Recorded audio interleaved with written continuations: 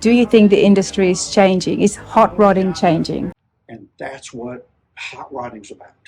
It does something that you can't describe. Yeah, this is a moment for me for sure. First year I owned Pete and Jake's, we introduced 40 new items. He looks at my dad, he says, Jerry, it's just an old black flame through. And he stopped for a second, but he said, but it is the black flame through. That's exactly right. And he just... The famous cars. Seen in the California Kid, so many people do recognize this, and that's what they associate Pete and Jake's with it as well. And one of the things that I mentioned to you before we started filming is, for me, it was amazing to see that this was the actual hot rod that was used in the movie for the stunts. Exactly. Yeah, there was, Gone in 60 Seconds, I think they used, I don't know how many cars, like 20 or 30 cars, and the California Kid, just one. This is it. And it also speaks of the parts and the durability of it. Oh, yeah. No, you look at all the gravel slides and everything that was done in that car. It was Mark Sheen sitting on the fender. Yep. And standing on the running board and all of that. That's just an old car. Has it been redone? It is not. So with the California Kid, it has been touched up. But if you look real close, the rear fenders were, of course, repainted after the movie. But you can see all the lacquer checking in the roof. People always ask me, is this the original car? Well, all you've got to do is just look at it. You see the edge of the louvers where the paint has rubbed off, and it's down to the yellow of the flames. I think one of the other memorable moments that happened last year, being the 50th year for Pete and Jake's, was the California Kid Express. Yes. That was well done. It was very well done. Bill Paul, he was, the truck was here last year for our 50th anniversary. We had it here in the showroom. Bill, he's in town. He's going to come tomorrow, but he wasn't going to be able to bring the truck. But, to have the two of them together, of course, it kicked off at the Grand National Roadster Show. Yeah. We did that, and that was the kickoff for it, and the debut of the truck. And then we had them again together at the Street Rod Nationals and then at the Triple Crown. Yeah. So it was nice for people to be able to see all three of them lined up. So. And one of the things that I loved is they did it so well. They pulled it really well, mimicking the flames especially. Absolutely. In fact, the pinstriper that pinstriped the California Kid Express truck is going to be here tomorrow. Eric Campbell, he's the one that pinstriped it, so he'll be here tomorrow. He'll be one of the stripers that you'll see. Nice. Did Pete do everything? Mm-hmm. The entire car, the paint? The paint was done by Dale Caulfield. And Dale had Caulfield's Body Shop. They're not far from Pete and Jake's. And pretty famous. Most don't know. But he shot the California Kid, he shot Jake's Yellow Coupe, and he also shot the Super Bowl Coupe. He shot three of the most famous hot rods that we have in our history. They were all shot by Dale. Manuel Reyes is the one that flamed the car and striped it. Wow. Yeah, Jake's car being Fruhoff yellow. Fruhoff yellow? Yes, Fruhoff trucks. That's a Fruhoff yellow that he painted. And the Super Bowl Coupe was painted with surplus Air Force orange. This is so, remind me again, what year was it finished? The car was done in 1973. Both cars were actually done in 1973. There's the original Rod and Custom that you and I talked about earlier. There's a blow-up of the magazine. It's so advanced for 73. There's parts. Yeah, there's been changes. The one thing that you're going to find, the California Kid was the test car. Mm-hmm. So the California Kid evolved as Pete and Jake's evolved. The California Kid also evolved. Now, Jake's Coupe, that was owned by Jake. It was not owned by Pete and Jake's. So Jake's Coupe stayed the same. So I'm guessing the steering wheel has Absolutely. been? Oh, okay. that makes me feel a bit better. Well, you're this close. The door's open. You might as well see if you fit the seat. Can I sit in it? Absolutely.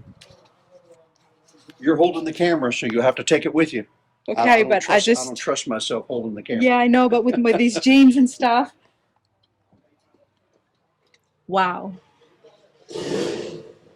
There's a lot of people all over the world that would love to be where you are. This is crazy.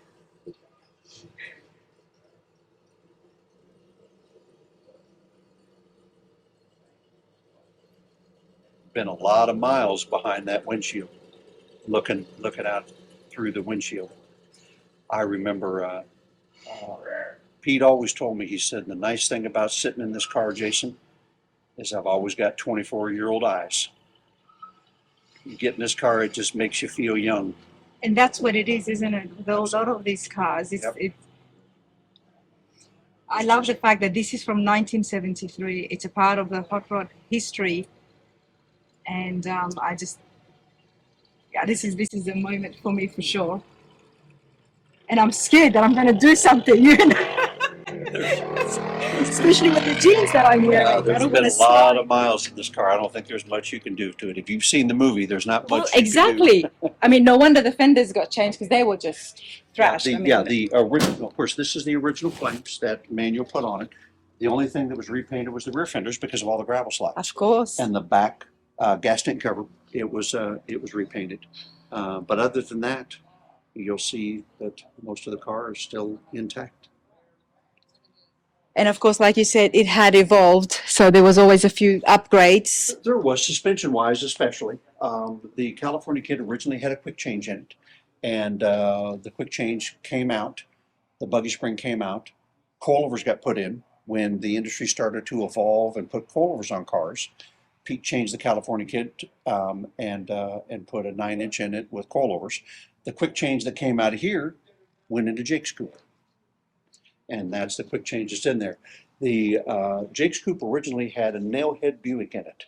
Okay. And that was taken out and a small block Chevy put in because the cars, they were getting so many miles put on them because Pete and Jake drove them. You know, they drove them cross country. They would drive to the Street Rod Nationals.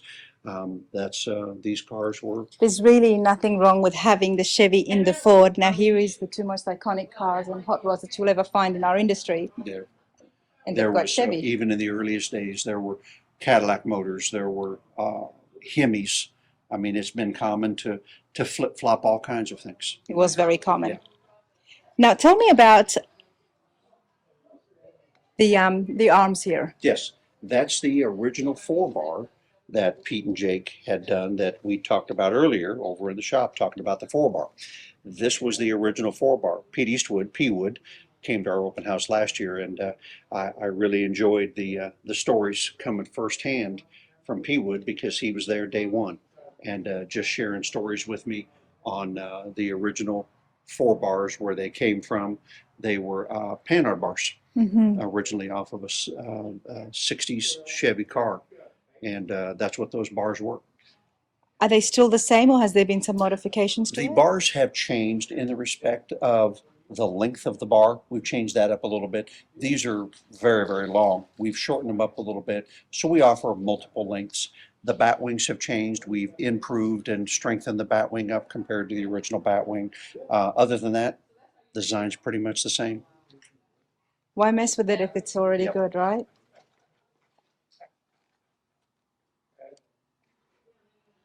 Just want to show the inside here because nothing here has changed.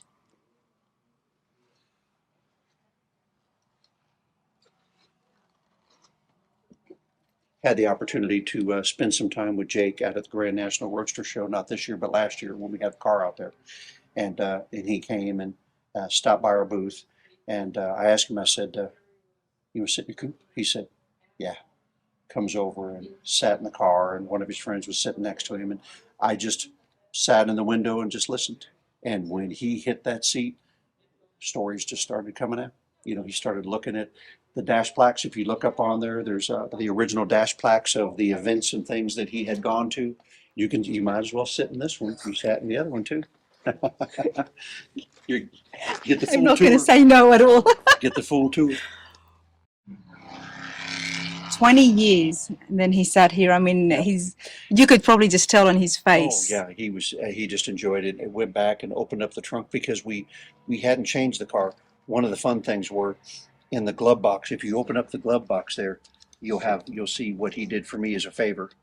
I had him sign the inside of the lid, and when he opened up the glove box, he looked inside of there, and I said, all your stuff's still there. And he looked in there, his notepad, I have left everything in there the way Jake had it. So his notepad and everything is still in there. And it had, he would write down mileage and other things. And I still left that in there for him. He got a big smile on his face.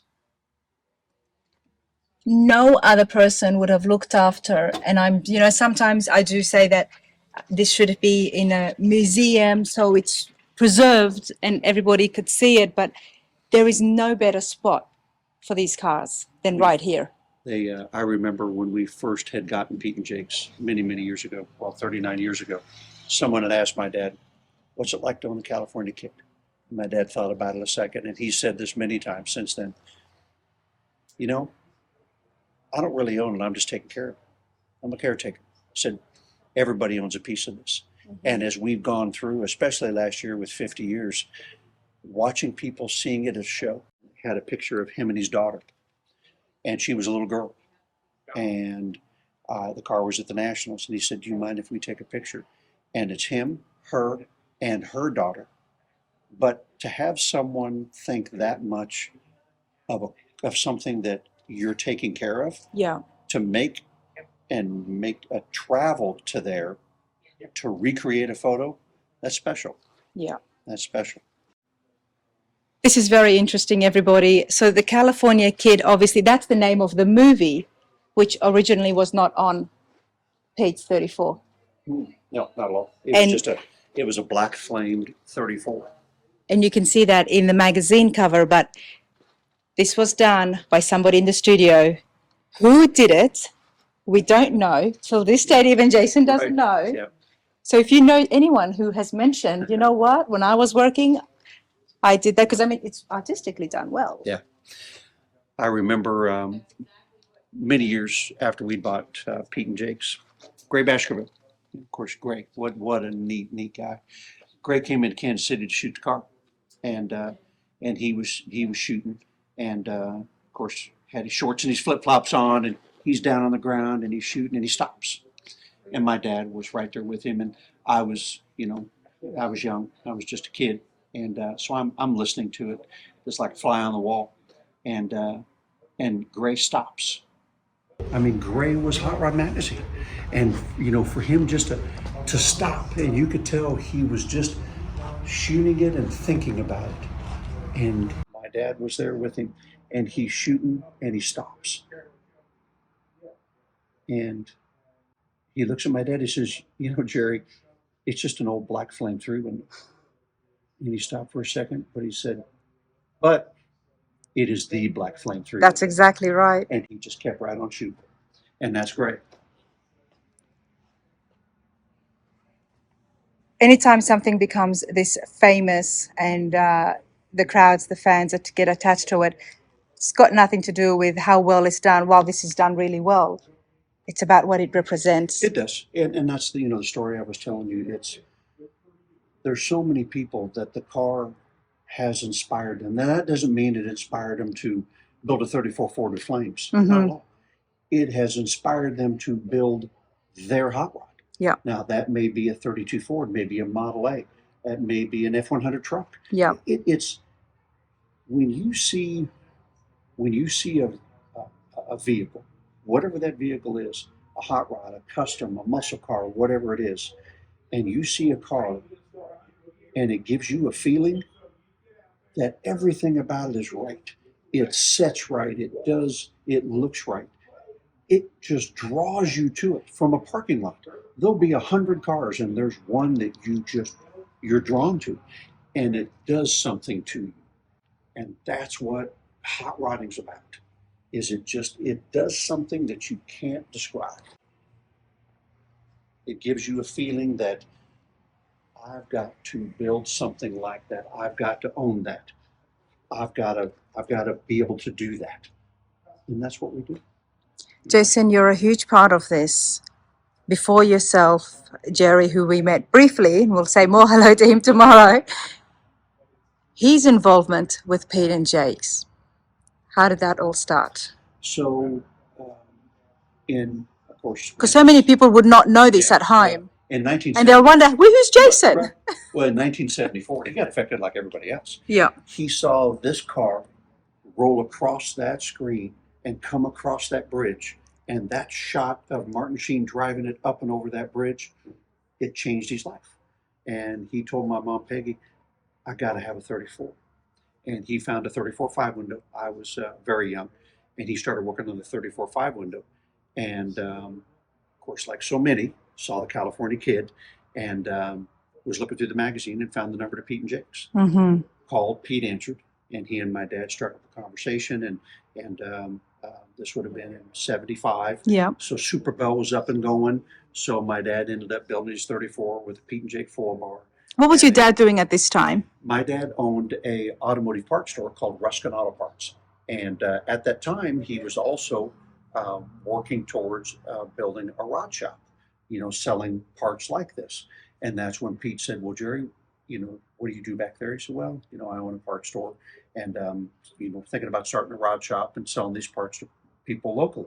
And I said, well, me and Jake are getting things going and we're looking for dealers. And my dad became an early dealer for Pete and Jake's. Mm-hmm. Not one of their first, but one of the early dealers. So like a lot of the guys in the Midwest and, across the country. And so that's where my dad's relationship with Pete and Jake started, was from there. And then that was in 75, and fast forward to 86, and that's when we bought Pete and Jake's and the California Kid and moved it from Southern California back here to Missouri. In 11 years. Yeah, so Pete and Jake owned it from 1973, Yeah. 4, and then we ended up buying it in 86. Now, the reason, it was very good reasons that Pete stepped back Mhm. from the parts department. Yeah, there's, Pete ended up going to work for, well, at that time, he went to work for SEMA. Yes. He was doing work within SEMA. And there was, they had just finished the Purple 39 that we also own. It was on the cover of the 1985 Hot Rod magazine. And that put them into the 1935 through 40 product line. Mm-hmm. Because before it was Model A through 34. And then that pushed them into the 35 through 40 product line. And I think, just the direction that they had gone, just that was the best way to end the chapter. Absolutely, because for both of them. Post cars, he did so many stuff that still is significant today to the hot rod industry. Mm-hmm. His involvement with SEMA. Absolutely. And he also established the actual hot rod chapter as well. Correct. Within SEMA, which is huge. My dad was on one of the early boards Yes. of that. I think, the early list was Pete and I think Brian Brennan might have been on that as well. and there was Boyd was there. Yeah. There was Dick Spadaro from Early Ford Reproduction. My dad was on there. Frank Heddick, that owned Classic Instruments at the time, that started Classic Instruments. Frank was there. So there was a lot of the Jim Ewing from Super Bell. Jim was on there. So on those early boards, and my dad, as that the SREA at the time, Yes. then became the SRMA. My dad. And then it changed again? It did. Okay, good. As long as I know what you're talking about. HRIA now. Yes. But my dad was involved a lot in the legislation. So in getting states to recognize what the terms meant, what does a street rod mean? Mm-hmm. What age, what years does that, what is that? So that was the first thing you had to do. You had to figure out a definition. What's the definition of a street rod? You just gave me my first question to ask him tomorrow at the car show. So that's what Dad worked towards. Mm-hmm. He worked towards the legislation to help us register these cars, to be able to take an aftermarket chassis and an aftermarket body and be able to register them within a state. So that was one of the things that was very, very important within the 90s when my dad was working on that. It was just imperative. They needed that to grow. Yes. Once again, all the different things you need to be able to grow the industry. So, and we can see how big that is today when we look at SEMA and the HRIA. Absolutely. Those are early days, the things that, and then the HRIA, of course, you got restoration and Yep. and not just hot rod. It was the restoration industry and the muscle car industry Yep. and all of those industries. And then the imports are starting as well Absolutely. now, Yeah. which is And to be fascinating. able to protect our sport, to Yes. watch out for us, to be that eye that we need to take care of us, to watch what's happening in all the different states. So It's fascinating stuff, and we could just sit here and talk all night, and I'm sure there is so much more. Thanks, Jason. Okay, everybody. Now, the main person that is behind the success here after so many decades and decades of Pete and Jake's is Jerry, sitting here with Jerry. How are you today on this open house day? You know, I'm doing just fine. Nice to see all of our friends, and we're all getting up in age, man. All got this white hair. We look like a bunch of Q-tips standing around. A bunch of Q-tips. Yeah, we all got this white hair now. Well, the success of the shop and your character is displayed with the number of people that is out there for this open house. Oh man, they're so good. I mean, the hot rod community is so generous. You know, they'll get in their pockets for a good cause, and this has been a good cause for the juvenile diabetes, and they're making progress. They finally come to us and said that they reversed the type 1 and Wow. took it away completely. So that's progress. That's good. That's great. That's It- congratulations on that. Doing that for over 10 years. Yeah, It's a big part of the community. correct. And you are a big part of the hot rod community. Okay. Pete and Jake's is a name that I mentioned I had heard over and over again. There is so much history, and of course with the California Kid hot rod as well. But you have been involved with Pete and Jake's for over 39 years, is what Jason told me. Yeah, I was a dealer of theirs for 11 years, and I was an actual bona fide dealer. I had a parts store at the same time and a rod shop that was connected to my parts store. So I supported the community. Everybody, anything new that came out, I usually had it. So it got me launched. And the two guys were innovative, you know, Pete and Jake, and they were just opposites of each other. Pete was a promo guy. He wanted to be out there on the front cover of every magazine. He wanted to be at every show. And Jake wanted to stay in a garage all by himself and work and do R&D and things like that. So that 13-year partnership worked that long for that reason, I believe. You know? It was a good mix. It was. It absolutely was. So I seen an opportunity, and I was selling parts store pieces, and I got tired of selling spark plugs. I wanted to get something where I could put my name on it. First year I owned Pete and Jake's, we introduced 40 new items. 40 new items. 40. They didn't do chassis, so we started doing chassis and motor mounts, everything like that they didn't do. They didn't do a parallel 4-bar for a Model A. All they did was a ladder bar. So I introduced all the 4-bar stuff. Now, Jerry, prior to Pete and Jake's, you had a parts store. I did. Were you making the parts, or were you just a distributor? I was a distributor at that time. But before I bought it. Before you bought it. And once you acquired Pete and Jake's, you introduced 40 new parts. These were parts that you made. That's correct. You innovated. Introduced them. What was, tell me too about one of the most important parts that you had made amongst the 40. I would say parallel 4-bars for the rear, because they only did a ladder bar. Mm-hmm. So we introduced the 4-bar for every application in the back, parallel and triangulated. And that's the one that is patented. It's got the trademark. That's correct. The 4-bar, the one with the number 4. Yeah, that's right. We own that registration of the trademark. Yeah, it seems funny that we do that, but Pete and Jake, they had been copied so much, and sometimes their parts was copied within 90 days of them doing it. So, and it really bothered them, so they went ahead and did the trademark. That's why you hear 4-link. Everything is 4-link. It's because we own the registration. You and own so the they registration. started doing that, and it's fine. This is where it started. Prior to that, there was no 4-link rear. Yeah, and we did the first urethane bushing. You know, they used a GM control arm bushing. It's what was used in the 4-bars. They pressed them in with a dual sleeve. And, you know, you couldn't control the hardware. You couldn't control even the bushing. They became obsolete at the part, you know, at GM. So I had to do a bushing so you could change hardware. Well, I'm going to test Jerry's memory here now. Let's go back to that time when you were inventing the 4-link and the urethane bushings.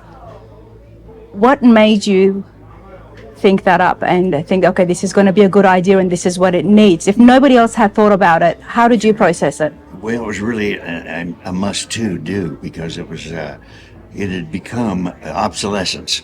They no longer offered that control arm bushing. Somebody else controlled your whole aspect of making parts. See, because you would press that bushing, that rubber vulcanized bushing into a bar.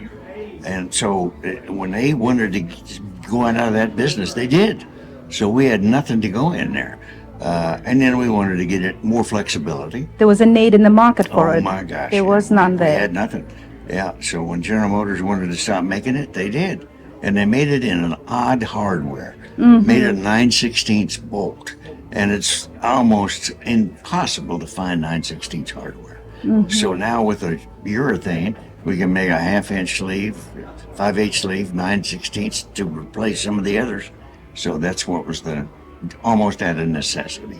And being car guys and hot rodders yourself, you had to make it something that was going to be easily adaptable to the average guy working That is correct. at home. Oh, yeah. Yeah, we just didn't sell them for a 32 Ford. We sold them for a C10 truck. We sold them to Heights for a IFS. We sold them to TCI. We sold them to the Deuce Factory. Yeah. You know, and they were all made on our injection molding machine, a German, back there in the back, same machine. And we use BASF material, which is the highest quality of urethane you can get. The durometer averages around 70 to 90. Durometer is the hardness, you know, where it does it. But of course, ambient temperature changes urethane all the time. Right. Hot, cold, whatever. So, but that's where that all come from. It's those components, they're absolute necessity when it comes to hot rodding, increasing that horsepower and the performance. These all play a major role. Yeah. Jerry, one of the things that I admire and respect so much about Pete and Jake's here with yourself and with Jason as well, 39 years and you have developed so many parts after taking over Pete and Jake's, yet the name remained the same. It does. It means something to me. So many people not even into cars. I've heard of that. Pete and Jake's. Yeah, I've heard of that. Is there a Pete? Yeah, there was. Now we still just got Jake. But everybody said, well, these guys from Missouri ain't going to be able to duplicate the quality of those guys over in California. Yes, we can. Not only did we do that, we went and bought Superbell in '92, and I duplicated all the axles. That's correct. Superbell. Posies had mentioned that during our interview as well. Oh, yeah. And we did see it. So, You know, like you said, everybody knew the name. And even in Australia, my father-in-law had said, oh, I've heard of Pete and Jake's. oh, sure, that's what I'm... But not everybody knows the story, which is why, for me, this was so important to find out exactly how it happened, the transition, and where the connection was. I know. And here we find out that you were a parts dealer. Sure. And then, of course, when Jim Ewing had Superbell, he used to hang out with Pete and Jake. They put the first axle that Jim did underneath the hot rod for him, a 3-piece axle. It's a pretty sophisticated axle. It's a ductile iron cast one end, and then a mild steel 250-wall tube in the middle. And you better know what you're doing putting those together. What we found was we had to use a high nickel alloy rod. Very expensive, but it's put together and it's laced all between the two pieces, plus it's got 4 blades that sticks in the tube, and then we drill and rosette weld it. That's just drill all the way through it and fill it with weld. We've never, ever had a failure, Wow. ever, since I've owned it. So, Never ever had a failure. And that's how you know that the parts is That's right. done so well.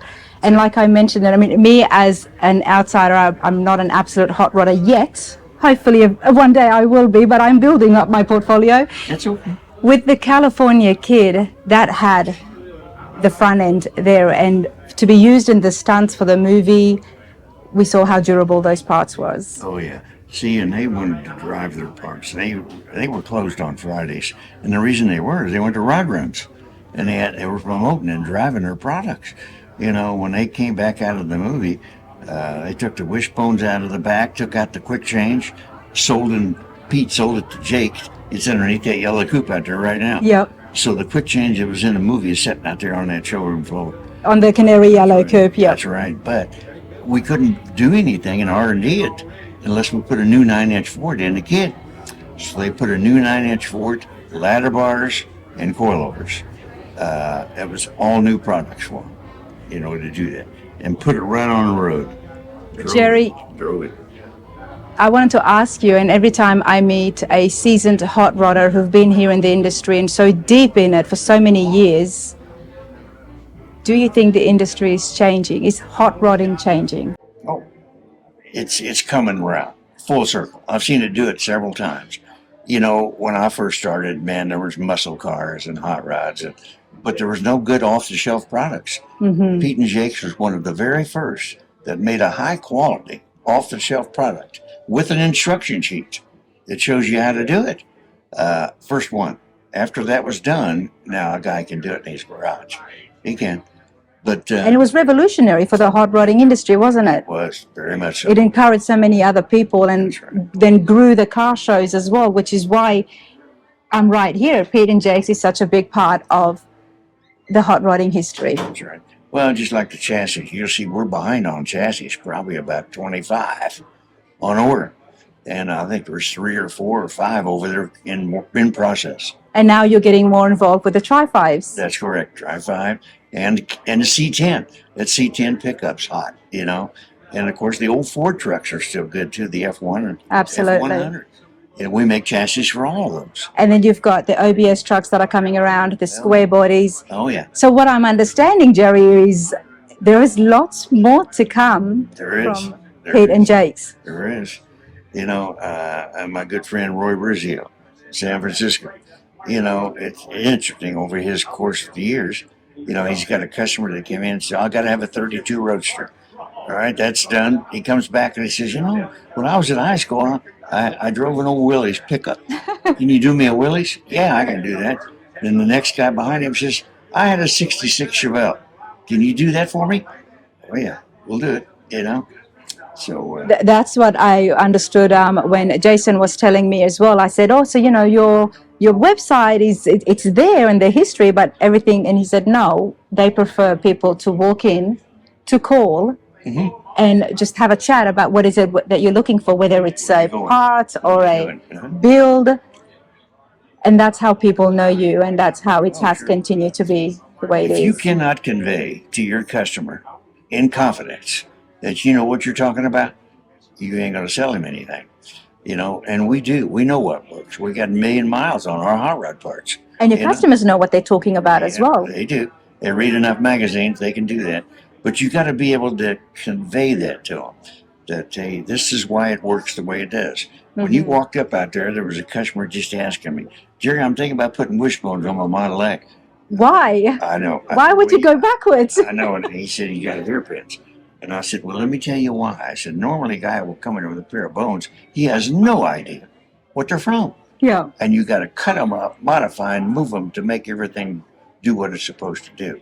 Plus, I said, think about it. I said, it's, you know, rigid suspension. Let's take a high curb driveway when it goes up. Your left wheel hits it and your right wheel's hanging out here in the air, trying to catch up, you know, and it can't. So it does come back. It's got a twist. And if you don't have something that'll open up in a 4-bar or a hairpin, my hairpin does well because it's open in the middle. It'll do this. Plus your axle will twist also to get you where you want to go. But a wishbone don't. That son of a gun is rigid. Well, that's why so many other products were developed, because the wishbone did have limitations like that. That's it.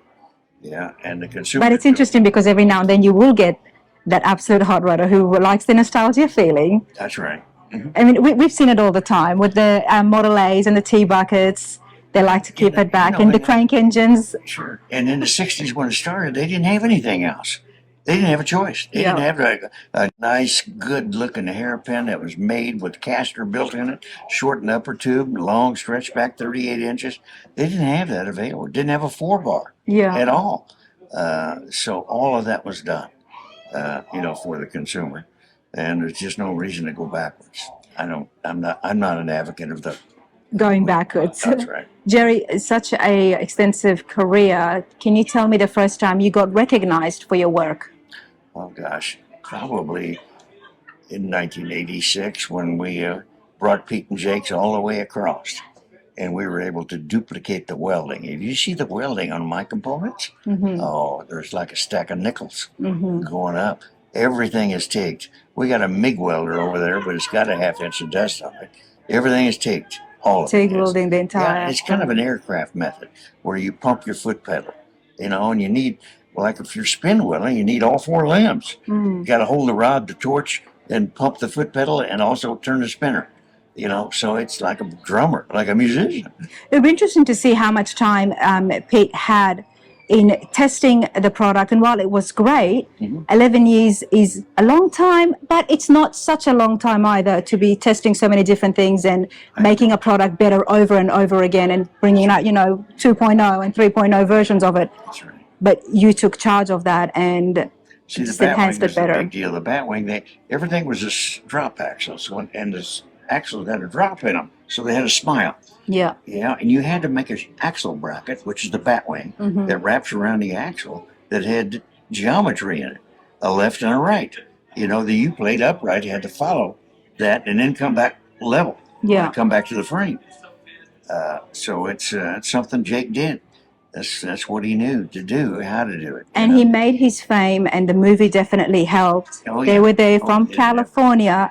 People knew about them. Along comes yourself, I know it. and you're bringing this name and this product. Kept it. Did you get any backlash from the industry? No, not at all. After they found out I could do it, Yes. and supply the market, and And everything. Pete was supportive of this, which Oh, is a my big God, factor. yes. Oh, yes, he was.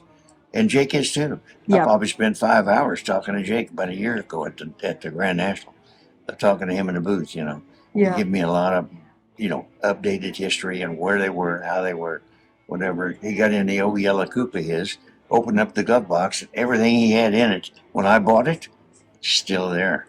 We saw that. We saw that. He was amazed, yeah. And he was signing the glove box stores what he was doing. This is the hot rod culture, everybody, because businesses merge and they separate, and a lot of transitions happens in all industries. That's right. But rarely would you see such communication and good. How should I explain this? It's so positive. Yeah. The good. change, the transition. I know. Yeah, you're absolutely right. And who's this guy from Missouri that can duplicate what they could do in California? It was his product. Yeah, so you had to prove it, There was no egos No, there wasn't. until this day. I mean, Pete's passed away, but Jake is up until, what was it, a year ago, 2 years ago? He still comes in, sees the name, and I love the fact that you have got shelves here from the original shop. There is signed so much memorabilia, everybody, I do. which is what I saw when I was walking around with Jason. I've got the old flame cutter from the old shop and got a lot of signs. I got a sign that used to hang in the alley there in Temple City. The truck driver knocked it off the wall. And it had original artwork on it. It was backed up against the wall. I said, Jake, what are you going to do with that? Oh, I don't know. You want it? I said, yep. Yep. It was done in 1976. Yep. Was when it was painted. So, and I liked that little sign that was on their door. I got it. It's out there hanging by the computers, a UPS computer. And it said, give the hours. And it said Saturday, 8 till noon on occasion. On occasion. They may not be there on some Saturdays if a big show is happening. On occasion. That's kind of cool. Jerry, this is such a pleasure for me to sit down with you and also to see and come here in person at Pete and Jake's. It's not just a part store, everybody. This is part of the history and the legacy, and you guys are continuing that on. You are here on Rana's radar. My last question, what is your favorite? What do you like to drive? Oh my gosh. It's when you look through the windshield across those hoods on them old cars, just incredible. The feeling that you got, it's like buying a brand new Corvette with your first new car or something, it's incredible. And you pull up to a stoplight, nobody else has got one on the other corners. Just you, and it's something that's completely different. It's just a feeling, that you got. Pete used to say, looking through the windshield with a pair of 17-year-old eyes. And that's what it is, isn't it? It is. Takes you back in time. Flames, Lubers, Gray Baskerville, everybody knew him. He was in my car with me riding, and we were driving I don't know, I could read Indianapolis. And he said, you know, Jerry, this is just an old three window. He said, but you know, louvers, flames, low in front, back. He said it's the three window. You know? Exactly. So which is kind of cool. Louvers, flames, and all that. Really nice. Yeah, they're all fun though. I love them all. You love them all. You cannot give one. It's all of no, them. it'd be hard. It'll be hard. Real hard. Yeah, it would. This has been fantastic. Mhm. It's a great place. And as Jerry was telling us, you're always looking at what's happening currently, the trends. There is a lot more to come from Pete and Jake's. There is. The future is bright. Mhm. It's going to continue that legacy on, and hopefully we're going to see more products, Yeah. more chassis, more complete full chassis as well. I'm going to keep in touch and keep you guys informed as well about what's happening here, and Yeah. so everyone Yeah, I'm blessed can to keep be up able with it. to love and do what I do. And you've built a place that you've got your family all around you, Absolutely, we do. and you've even got the grandkids, so you know where things are going to And great continue on, grandkids. and great grandkids. All right, they're all running around in here. Thank you for the interview. Absolutely, Jerry. I do appreciate time. Let me shake your hand, sir. All right, yeah, and it's nice to you're awfully nice to look at for an interviewer. I'm usually doing it with a guy, you know. Well, there you go. Things are changing.